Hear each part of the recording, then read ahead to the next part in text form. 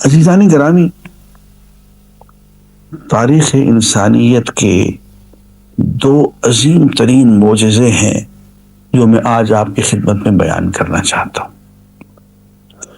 ایک معجزہ، اور وہ سب سے بڑا معجزہ، وہ اللہ کا کلام ہے۔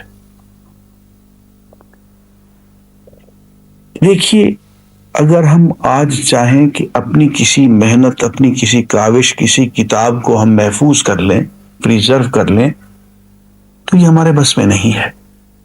ہم کیا دنیا کی ساری حکومتیں مل کے کسی ڈاکومنٹ کو، کسی کتاب کو ہمیشہ کے لیے محفوظ کرنا چاہیں تو یہ انسانی طور پر ممکن نہیں ہے، اس لیے کہ 200-300 سال کے بعد وہ کتاب ناپید ہو جائے گی، اس میں تبدیلیاں آ جائیں گی، اس میں تحریف ہو جائے گی، اور تو اور خود وہ زبان جس میں ہم نے کتاب لکھی ہے، وہ زبان 700-800 سال کے بعد وہ ناپید ہو جائے گی۔ جب وہ زبان ہی نہیں ہوگی تو کتاب کو ہم کیا کریں گے؟ لیکن آج سے 1500 سال پہلے، جبکہ اس دور کی کوئی سہولت موجود نہیں تھی، یہ مائکرو فلمز نہیں تھی جن میں ہم کتابوں کو پرزرو کرتے ہیں، یہ لائبریریاں نہیں تھی، یہ لاکرز نہیں تھے بینکوں کے، یہ لائبریریاں، یہ میوزیم، اتنے تعلیمی ادارے، کالج، یونیورسٹی، کچھ بھی نہیں تھا، فوٹو کاپینگ کا کوئی بندوبست نہیں تھا۔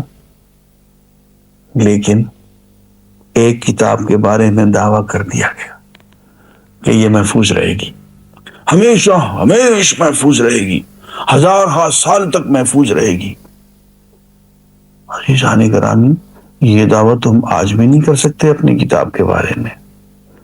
دنیا کی ساری حکومتیں، دنیا کے سارے انسان مل کے کسی ایک ڈاکومنٹ کو ہمیشہ کے لیے محفوظ کرنے کا دعویٰ نہیں کر سکتے، لیکن 1500 سال پہلے، جبکہ ان کے پاس کوئی سہولت نہیں تھی، انہوں نے دعویٰ کر دیا، اِنَّا نَحْنُ نَزَّلْنَا الذِّکْرَ وَإِنَّا لَهُ لَحَافِظُونَ۔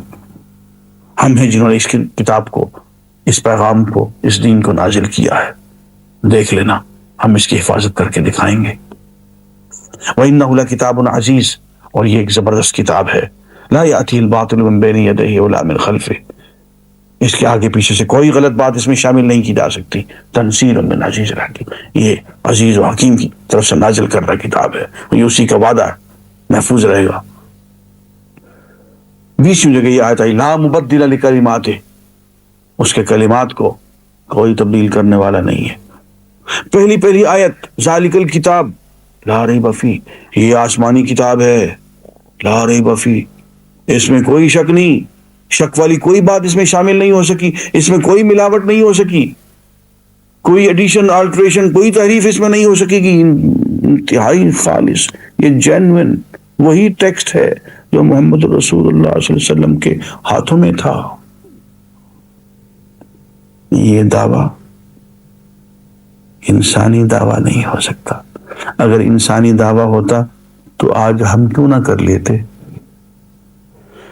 یہ دعویٰ رحمانی دعویٰ ہے جو قرآن کی شکل میں ہمارے سامنے آیا ہے، اور صرف دعویٰ ہی نہیں بلکہ 1500 سال کی تاریخ نے بتا دیا کہ وہ دعویٰ سچ ثابت ہو گیا۔ اس قرآن کی حفاظت کر دی گئی، اس کے الفاظ کی، اس کے حروف کی، اس کی آیات کی، اس کی صورتوں کی، ایک ایک چیز کی حفاظت کر دی گئی، صرف الفاظ کی نہیں، اس کے معنی کی بھی حفاظت کر دی گئی، اس کی پریکٹیکل ڈیمونسٹریشن کی بھی حفاظت کر دی گئی۔ اللہ تعالیٰ نے اپنا وعدہ سچ کر کے دکھا دیا، اور صرف سچ ہی نہیں کیا ہے بلکہ اس کے لیے ایک پورا طریقہ وضع کر دیا جو انسان کے بس میں نہیں ہے۔ دیکھیے اللہ تعالیٰ نے کیا کمال کیا ہے۔ قرآن مجید کو محفوظ کرنے کے لیے اللہ تعالیٰ نے 3 کام کیے، اور یہ تینوں کام انسان کے بس کے نہیں ہیں۔ پہلا کام یہ کہ ادھر قرآن مجید کی آیات نازل ہوتی، ادھر حضور کو خود بخود حفظ ہو جاتی، اور حضور وہ آیات لوگوں کو بیان فرماتے، اور لوگ انہیں، ایک جماعت تھی، فوراً زبانی یاد کر لیتی۔ یوں حفاظ کا ایک بہت بڑا طبقہ حضور کی زندگی میں ہی پیدا ہو گیا، اور حضور کی زندگی ان ایام سے لے کے آج تک یہ حفاظ ہمیشہ موجود رہے ہیں۔ 1400 سال کی تاریخ میں ایک دن کیا ایک لمحہ بھی ایسا نہیں گزرا کہ امت مسلمہ حفاظ قرآن سے محروم ہوئی ہو۔ یعنی ہم کہہ سکیں کہ آج حافظ قرآن نہیں ہے، پتہ نہیں کہاں چلے گا، ایسا کبھی نہیں ہوا۔ حافظ قرآن ہمیشہ موجود رہے ہیں پوری 1400 سال تاریخ کے اندر، تواتر اور تسلسل کے ساتھ، بغیر گیپ کے، بغیر وقفے کے، فل کنٹینیوٹی۔ دوسری بات، ادھر حضور اکرم صلی اللہ علیہ وسلم پہ قرآن مجید کی آیات نازل ہوتی، ادھر فوراً آپ صحابہ کو بیان فرماتے اور وہ فوراً لکھ لیتے۔ ہاں، آیات نازل ہوتی تو حضرت جبریل امین حضور سے یوں عرض کرتے کہ یا رسول اللہ، ان آیات کو فلاں صورت میں فلاں آیات کے بعد اور فلاں آیات سے پہلے درج فرما لیجئے۔ یوں اس کی ایڈیٹنگ بھی حضرت جبریل خود کروا جاتے اور آیات وہیں لکھ دی جاتی۔ یوں ہوتے ہوتے قرآن مجید مکمل طور پہ تحریر کر دیا گیا حضور کی زندگی میں، اور قرآن مجید کے تحریر شدہ نسخے حضور اکرم صلی اللہ علیہ وسلم کی زندگی میں کامل طور پہ موجود تھے کئی صحابہ کے پاس۔ وہ دن اور آج کا دن، حضور اکرم صلی اللہ علیہ وسلم کی زندگی سے لے کر اب تک قرآن مجید کے نسخے لکھی لکھائی شکل میں ہمیشہ موجود رہے ہیں، لاکھوں کی تعداد میں۔ کبھی ایسا نہیں ہوا کہ قرآن مجید تحریری شکل میں غیر موجود ہو گیا ہو، غائب ہو گیا ہو، یعنی لوگ کہیں کہ یار قرآن مجید کے نسخے پتہ نہیں کہاں چلے گئے، اب تو کہیں ملتے نہیں۔ ایسا کبھی نہیں ہوا۔ قرآن مجید تحریری شکل میں ہمیشہ ہمیشہ کے لیے موجود اور محفوظ رہا ہے، اور یہ پوری تسلسل اور تواتر اور کنٹینیوٹی کے ساتھ، اس میں کہیں گیپ، کوئی وقفہ نہیں ہے۔